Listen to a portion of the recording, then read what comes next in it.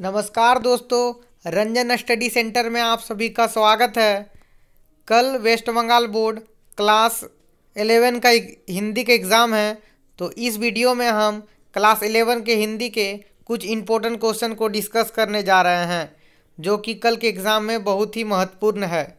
तो चलिए देखते हैं हम लोग। देखिए, पहला क्वेश्चन है, महाजनी सभ्यता निबंध में व्यक्त लेखक के विचारों को संक्षेप में लिखिए। क्लास 11 में दो निबंध है। मेरे राम का मुकुट भीग रहा है और महाजनी सभ्यता, जिसमें से कल के एग्ज़ाम में यानी कि 2024 के हिंदी के एग्ज़ाम में महाजनी सभ्यता से क्वेश्चन आने का चांस लग रहा है। तो पहला क्वेश्चन है, महाजनी सभ्यता निबंध में व्यक्त लेखक के विचारों को संक्षेप में लिखिए। यह पहला क्वेश्चन है, इंपॉर्टेंट क्वेश्चन है। दूसरा है, मैं नर्क से बोल रहा हूँ, कहानी का उद्देश्य लिखें। दूसरा क्वेश्चन कहानी से है, मैं नर्क से बोल रहा हूँ कहानी से लिया गया है। इस कहानी का उद्देश्य पूछे, सारांश पूछे या फिर कुछ भी पूछे, यही उत्तर है। सबका उत्तर वही रहेगा जो सजेशन में आपको दिया होगा, देख लीजिएगा। मैं नर्क से बोल रहा हूँ कहानी का उद्देश्य, तो आप लोग सजेशन में जाके देख लीजिएगा इसका उत्तर। तीसरा क्वेश्चन है, क्या आज के युवाओं में सचमुच सोशल वैल्यूज की कमी है? पठित पाठ के आधार पर तर्कसंगत उत्तर दीजिए। यानी कि ये लाइनिंग जैसा कुछ क्वेश्चन है कहानी का। इसका आपको सबसे पहले पता लगाना होगा कि ये किस कहानी का है। तो ये बिगड़ेल बच्चे कहानी का है, उस तरह का आप लोग देख लीजिएगा। लाइनिंग पूछा जाएगा ये कहानी में भी और कविता में भी। तो ये लाइनिंग समझिए, ये बिगड़ेल बच्चे कहानी का है, तो उस तरह से आप लोग बिगड़ेल बच्चे कहानी के बारे में आप लोग लिख दीजिएगा इस लाइनिंग के जरिए। 4 नंबर क्वेश्चन है, जो रमता नहीं वह राम नहीं के आधार पर आगे के यात्रा संबंधी विचार तथा अनुभव को लिखिए। और 4 नंबर जो है वो बहता पानी निर्मला से लिया गया है। ठीक है, इस तरह से आप लोग लाइनिंग भी पहचान के करिएगा। ठीक है, यहाँ पर आगे तो दिया हुआ है, जिससे आप लोगों को समझने में बहुत आसान पड़ेगा। ये आगे जी का है, तो आगे जी ये कौन सा कहानी लिखे हैं क्लास 11 में, तो वही है बहता पानी निर्मला। 5वां है जो कहानी का, ये अंतिम क्वेश्चन है। 5वां क्वेश्चन है, आज़ादी की नींद एकांकी का उद्देश्य लिखिए। 5 नंबर क्वेश्चन है, आज़ादी की नींद एकांकी का उद्देश्य है। तो आज़ादी की नींद एकांकी का उद्देश्य आप सभी को लिखना है। तो कहानी में टोटल 5 क्वेश्चन पूछा जाएगा। 5 में से आपको तीन का उत्तर देना होगा। 5 में से 3 का उत्तर देना होगा। एक क्वेश्चन का उत्तर दीजिएगा तो आपको 5 नंबर मिलेगा। 5 में से 3 का उत्तर देना है तो 15 नंबर आपको कहानी से मिल जाएगा, कहानी और निबंध मिला के। टोटल 5 लॉन्ग क्वेश्चन आएगा कहानी का, कहानी और निबंध मिला के, जिसमें से 3 करना है, एक का 5 नंबर। तो आप लोग 3 कर लीजिएगा तो 15 नंबर मिल जाएगा आप लोगों को। अब चलते हैं कविता की ओर। कविता में देखिए, पहला क्वेश्चन है, रसखान के सवैये कविता की काव्यगत विशेषताओं को लिखें। यानी कि पहला कविता रसखान के सवैये कविता से आएगा। ठीक है। दूसरा क्वेश्चन है, घनानंद के पद। दूसरा जो कविता का क्वेश्चन है वो घनानंद के पद से आएगा। इसमें इस तरह से पूछा जाएगा, इसमें लाइनिंग दिया रहेगा, जैसे हम कहानी में बताएं लाइनिंग, वैसे ही आपका कविता में लाइनिंग दिया रहेगा। उस तरह से आपको व्याख्या करना होगा उसका। ठीक है। तो दूसरा क्वेश्चन है, घनानंद के पद, इसका सप्रसंग व्याख्या करना होगा। तीसरा क्वेश्चन है, अरि वरुणा की शांत कछार में व्यक्त कवि के विचारों को लिखें। तीसरा जो क्वेश्चन है वो अरि वरुणा की शांत कछार कविता से लिया गया है। उसमें कवि का कौन सा विचार है उसके बारे में आपको लिखना होगा। अब 4 नंबर क्वेश्चन देखिए, अकाल और उसके बाद सप्रसंग व्याख्या। इसमें भी वही है, 4 नंबर अकाल और उसके बाद कविता है, कविता का सप्रसंग व्याख्या लिखना है।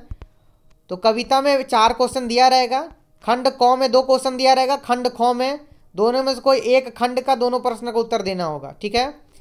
कविता में 2 खंड दिया रहेगा, खंड क और खंड ख, दोनों में से 2-2 क्वेश्चन दिया रहेगा। दोनों में से कोई एक खंड को चुनना है, जिसमें आप लोग जो खंड चुनिएगा, चाहे आप खंड को चुनिएगा तो उसमें से आपका 2 क्वेश्चन दिया रहेगा, तो 2 में से 2 करना होगा। उसमें से एक लाइनिंग वाला प्रश्न दिया रहेगा, व्याख्या सप्रसंग व्याख्या दिया रहेगा, और साथ में एक क्वेश्चन दिया रहेगा। ठीक है।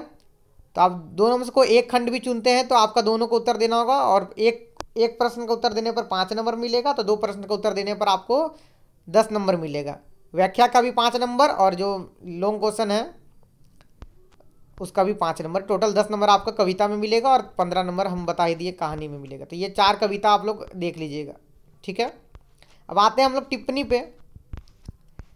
अब यहाँ पर टिप्पणी जो है, टिप्पणी देख लीजिएगा। रुक जाइए 1 मिनट। यहाँ पर टिप्पणी जो हम लिखे हैं उसको फिर से कट गया।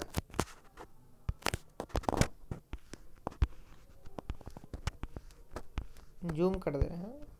देखिए यहाँ पर टिप्पणी जो है, टिप्पणी देख लीजिएगा एक बार। पहला सूरदास है, सूरदास के बारे में टिप्पणी आ सकता है। दूसरा रामचरितमानस है। तीसरा कबीरदास है। और 4 नंबर है पृथ्वीराज रासो। ये 4 देख लीजिएगा टिप्पणी। ये चार में से आपको 2 लिखना होगा टिप्पणी में। तो ये टिप्पणी देख लीजिएगा, ये चारों मोस्ट इंपॉर्टेंट है, कल के एग्जाम में देखने को मिल सकता है। पहला सूरदास, दूसरा रामचरितमानस, तीसरा कबीर और 4 नंबर पृथ्वीराज रासो। ठीक है, 2 टिप्पणी आप लोग लिखिएगा तो 2 टिप्पणी आप लिखने में आप लोगों को 5 नंबर मिलेगा। 1 टिप्पणी लिखिएगा तो 2.5 नंबर और 2 टिप्पणी लिखिएगा तो 2.5 करके 5 नंबर आपको लिखने 5 नंबर मिलेगा। तो 4 टिप्पणी दिया रहेगा एग्जाम में, 4 में से आप लोगों को 2 लिखना होगा, 2 लिखिएगा तो 5 नंबर मिलेगा। अब चलिए अंत में कुछ निबंध देख लेते हैं। निबंध जैसे कि आप लोगों को पता ही है, एक निबंध आएगा, यानी कि 4 निबंध दिया रहेगा, 4 में से कोई एक निबंध लिखना है। और निबंध में कुल 10 मार्क्स मिलेंगे, यानी कि एक निबंध आप लिखिएगा तो 10 नंबर मिलेगा। 4 में से कोई एक ही करना है, 4 में से 4 नहीं करना है। तो पहला निबंध देख लीजिएगा, सब सजेशन में दिया हुआ ही है।